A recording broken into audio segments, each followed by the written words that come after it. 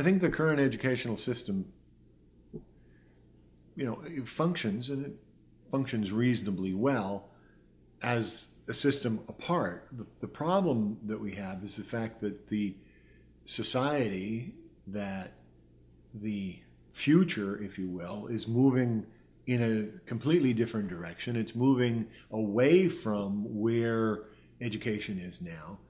And as that continues, the longer that we hold on to that traditional hierarchical educational system, the less effective, the less valuable, the less relevant it will become.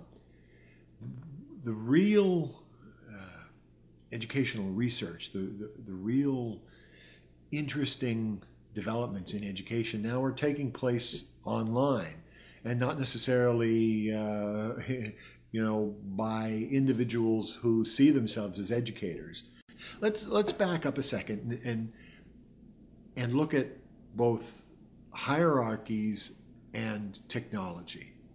The hierarchies we have are the basis for the commercial system, capitalism, for our system of government, for our cultural organization, and so forth. It's the system we've used for the last several millennia. But it's fast disappearing, and the internet, among other things, is not the only one, is a key player in that. We're moving away from a time of hierarchy, a time of centralized control, a time where a relatively few number of people at the top of the hierarchy are making decisions which are then followed and adhered to by members throughout the system. We're moving away from that, and we're moving more towards an adaptive, complex system, more towards an ecology, really. The old model, the hierarchical model, is mechanistic. The new model is more biological. In fact, I would almost suggest that it's ecologically evolutionary, in the same respect that we see evolution developing in the living world around us. So we're really looking at an era when the hierarchy is no longer a system that we can utilize. Another thing to keep in mind is the technology. We are fast approaching a time when the question is no longer what is our technology capable of doing. It's reaching the point where it, depending on the direction we choose, can do almost anything. And I'm not speaking in terms of hyperbole either. It's truly, the technology is developing so fast, it is so powerful, it is so generative that it can pretty much create whatever we want. But then the question becomes not, what is the technology capable of doing? The question becomes one of what do we want the technology to do? What direction do we want to head in? We have to start making those kind of decisions prior to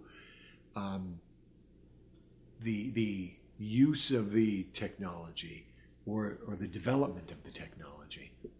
And so I think that's a key difference. So when you combine the two, when you combine the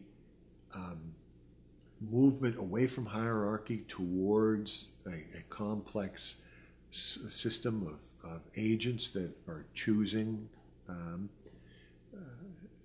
not being directed, and you add a technology that is capable of moving us in whatever direction it is that we choose and want to move in, then you have the potential for an educational system that is real time.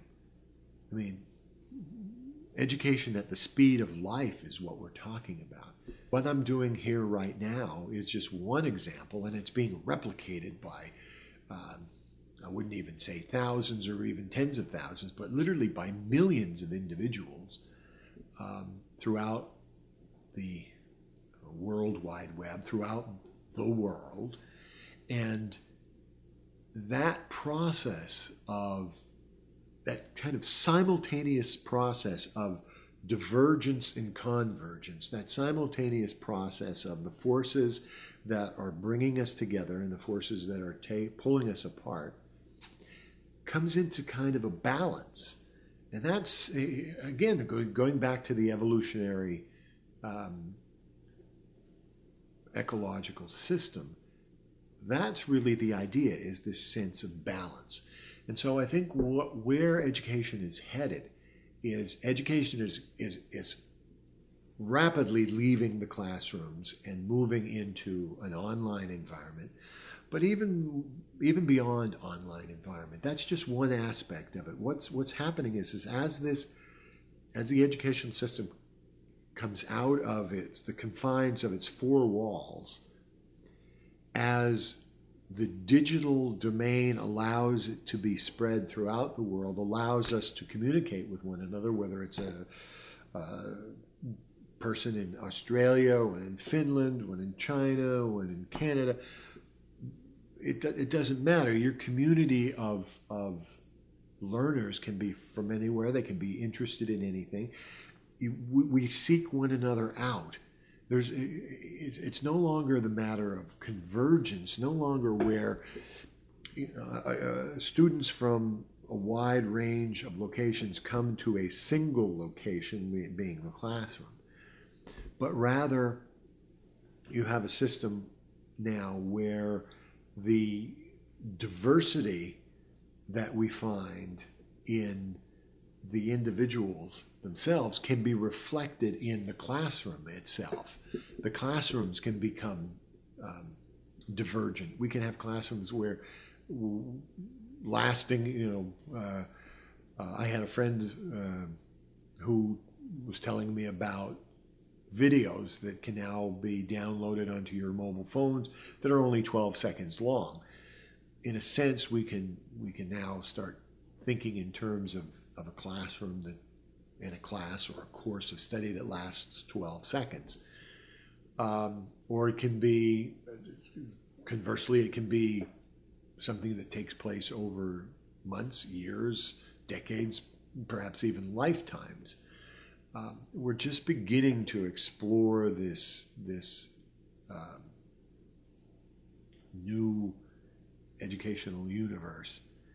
And speaking of the term universe, I kind of find it interesting because the other day I was listening to Kevin Kelly, a lecture by Kevin Kelly, and he was making the argument that where we're headed is what he calls one machine. In many nodes, many portals, but one machine.